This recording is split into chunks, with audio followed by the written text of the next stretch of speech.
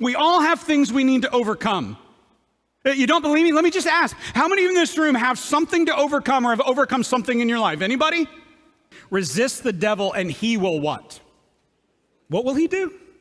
He will flee from you. He will flee from you. Notice the words that James uses there. Overcomers stand their ground, and Satan is the one that does the fleeing. See, I think a lot of times we're like, there comes Satan, I better run. And James is like, how about you stand your ground because you've got a power greater than Satan? How about you stand and you know what? Instead of him scaring hell into you, why don't you scare it out of him? Why don't you move him down the road and you're not the one that's fearful? He should be the one that's fearful because the one you follow, the one I follow is greater than him. As we talk about overcoming, we talk about, you know what, I've been saved and God has forgiven me and he's giving me my grace, but we don't tell anybody else about it. And it's time we start telling people that we go from denying. Listen, just because you know Jesus doesn't mean that you're still not denying by the way that we live our lives. And if we've truly been transformed by the God of the universe, then we can't deny it any longer. It's time that we testify, we tell other people. So what does it look like to be an overcomer? What happens when an entire community of believers begin to live out the fact that we are overcomers? I'll tell you what happens. We become free to tell the rest of the world what freedom really looks like.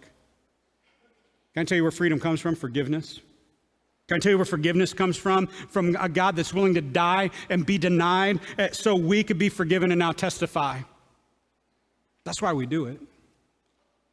It's not for you, it's not for me. It's for the fame of Jesus Christ. And you know why I know that we're called to be overcomers? Because Jesus says, I want you to be just like me. And you know what Jesus ultimately overcame? The grave, death, defeat. He's the ultimate overcomer. What a powerful message about being an overcomer. You know, some of us may think, it's so hard to overcome the challenge that you may be going through in your life right now. But I'm telling you, so certain that you can overcome anything through Christ. And that's the powerful message that we learned, that we heard today from Trevor. So I want to encourage you, make sure to click on the link below and watch the full message. Gather with your family and friends, gather around, spend just a few minutes and watch the service from this weekend. We know it's summer.